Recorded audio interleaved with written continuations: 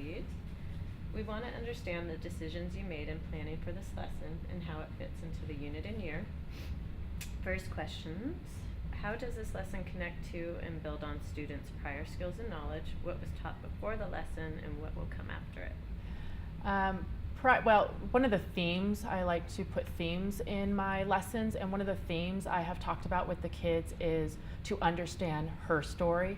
We understand history or his story, but I want the kids to really look to women's history and how they've played a part in American history.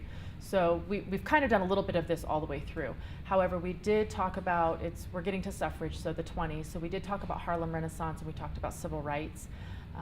We went into we did teach World War I, but we also talked about the women's role in World War I. And we'll continue with the women's role when we get to World War II, when we get to the Dust Bowl, Prohibition, those types of lessons.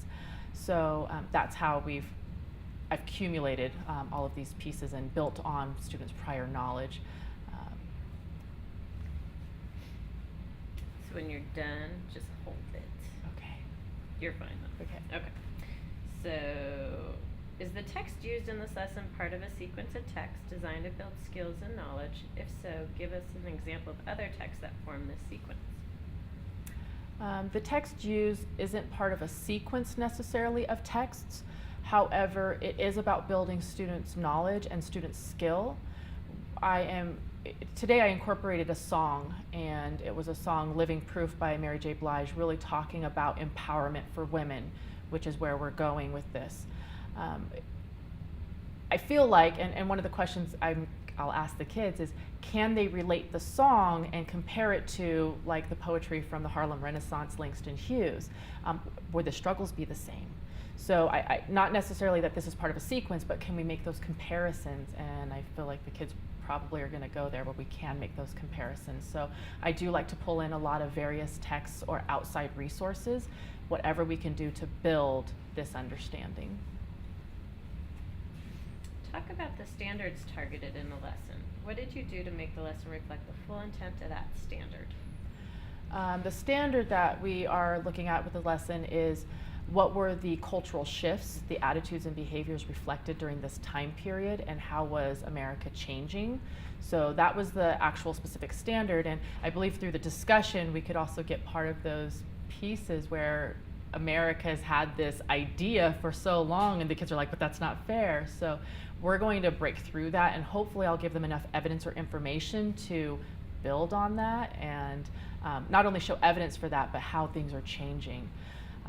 As far as Common Core standards, those pieces, we're really talking about text, and we're talking about evidence, and we're talking about analysis, and I want the kids to get back to that text to analyze and to discuss and to reflect. So as far as the Common Core standards, and then our core action shifts, we really talked about the text being accessible to everyone, the discussion being available to everyone, the reading being available to everyone. We use technology. I put up a PowerPoint with lots of different images to really generate a discussion and to get the kids thinking, so getting that technology piece in there. Also, again, just the time to go back to the text and provide evidence. I want the kids in text and providing evidence. I want them to have an opinion, and I think we heard today in this lesson, they definitely have an opinion. I want them to be able to support their opinion. Which of the core action indicators do you think this lesson best exemplifies, and why? I think that we could get to core action 1 definitely for text-based instruction, and again, the text will generate discussion, it'll generate reflection, it will, obviously they have to read about it, they're going to write about it, they had to answer questions and then get back into that text for evidence. When we talk about core action 2, I believe that's core action 2B. All right, just the questions that we're talking about are going to be text-specific questions where they have to get back into the text and provide their evidence. So they have to hear it, read it, and then get back into it. Again, the core action 3, I do provide the text for everyone, so they have their own copy while they follow along with me. I have it up on the board so the kids can go to the board, a larger version of it, down to their own personal text, annotate if they need. And then again, just going back to the evidence piece to that for core action 3. We're interested in how the shifts required by the CCSS are being incorporated into your instruction. Discuss how this lesson illustrates the shifts required by the CCSS. The shifts that are required when we talk about using text, we talk about using images, we talk about using vocabulary, those pieces. I want the kids to get back into the text. So they have to read the text, they have to provide evidence, which is one of the Common Core standard shifts. They have to use that evidence, and then I want them to get back to the vocabulary so that they can provide evidence for author's tone, for author's message, who the author is talking about, the audience. So they have to do those types of pieces. We often look at vocabulary, and we'll talk about those pieces of vocabulary and break that down. How did you teach the content of this lesson prior to the CCSS? What is the same and what is different? Prior to Common Core, I didn't have as many resources, so I wouldn't have incorporated the song necessarily. I wouldn't have incorporated the images. And it's not that I don't think they're great resources, it's just I didn't know that I could, I guess. When we're talking about these things, you have a textbook and you go with the text and you go with that information, and I think I just struggled a little bit more with that teacher autonomy and bringing in other resources to expand students' learning, expand their discussion, just to get them thinking. And I think really the songs, everybody can relate to music. I think the images allow students who don't possibly have access as far as reading skills to that information.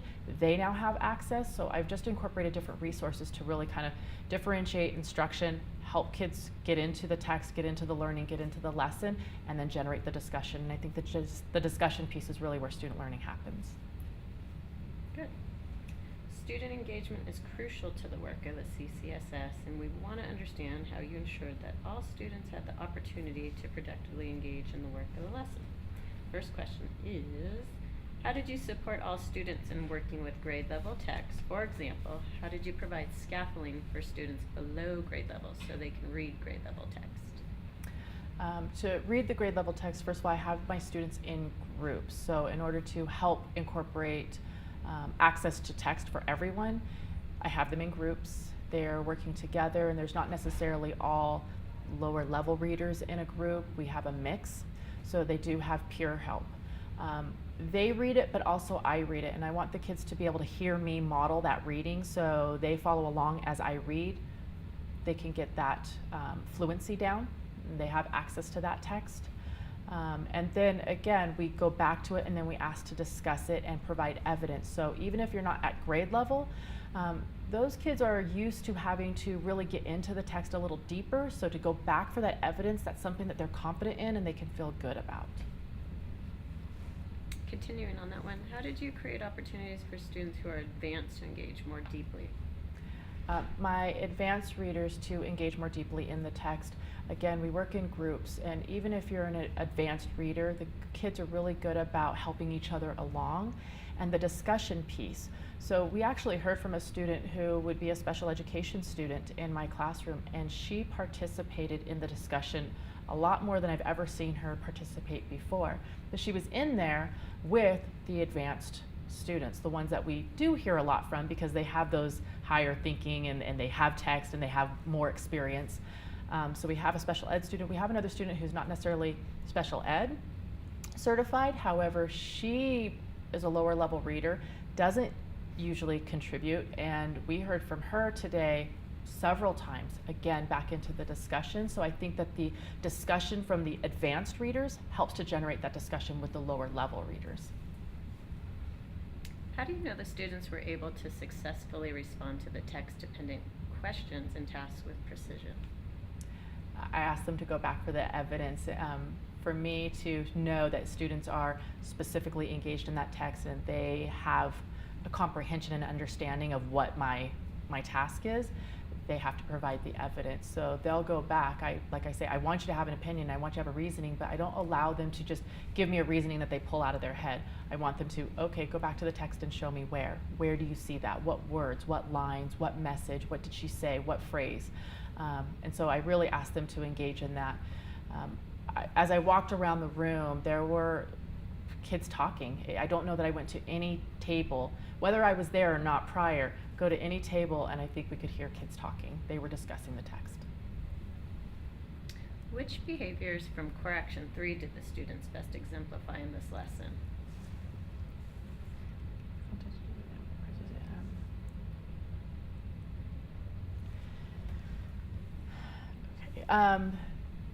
The best evidence of core action 3, I actually think is B, core action 3B and C. They were able to get back into the text and provide evidence. However, they were also able to discuss, and that was the other piece, that they're able to get back into the text, use the text to generate their discussion and to really talk about it. We're going to get back to, do men and women, are women equal? Do men and women deserve to make the same money? They're going to be able to use these pieces through their discussion, core action 3, and then have access to the text and evidence to help build their argument to that. Great instructors are continuously learning, and we want to understand what you celebrated in this lesson and what you would improve upon. Reflecting on the lesson, what worked well and what might you do differently? Reflecting on the lesson, I think something that went really well was the discussion. The kids, this was a hot topic and the kids were really engaged. And so I think it's also important to maybe gauge your class and get an understanding of what topics are going to inspire them or motivate them. And that's just going to inspire their learning. It's going to motivate them to be engaged in their learning. So I think that the discussion went really well. In fact, I had a hard time tapering the discussion down so we could actually get to the text. We were running out of time, and I felt like I was cutting kids off, and they're like, no, but me. So they wanted to do that. And they had something to say based on the discussion, based on the images, based on things that we provided in class. What I would have done a little bit differently is breaking it up a little bit more. I think that the images that I provided them, I could have given them maybe some text to support those images. We did discussion and we did images, and I think that that's okay, but I think, again, I could have provided some kind of text to help discuss that, and that would have generated some more thought. And there just wasn't enough time, but there's never enough time. Were there any surprises or unexpected student behaviors or reactions? The surprises or unexpected student behaviors or reactions in this was my lower level kids really engaging. Again, the topic I think was a hot topic and the kids were in it. They wanted to discuss, they wanted to share, and they didn't have a problem going back to the text to provide evidence for what their position is. I was a little surprised. I wasn't surprised with some of the responses necessarily until we got to the military part, and I was a little bit surprised. Some of the kids, I think it's going to change their thinking, which I like. I think it's going to change their thinking. You are done. Good, camera is rolling, so whenever you're ready. Hi, my name is Tamoka Dixon. I teach 8th grade social studies at Clayton Middle School in Reno, Nevada. We started today our unit on women's rights. We'll eventually get to suffrage. However, today was the introduction to that, and one of my big essential questions is, do women deserve complete, total equal rights? Camera's rolling, so whenever you're ready, go for it, and this is your eye line right here. Okay. My name is Tamoka Dixon. I teach 8th grade social studies this year at Clayton Middle School in Reno, Nevada. Today we this is the beginning of our unit on women's rights. We'll eventually get to suffrage. But today we introduced women's rights, and one of my big questions was, do women deserve equal rights as men, total equal rights?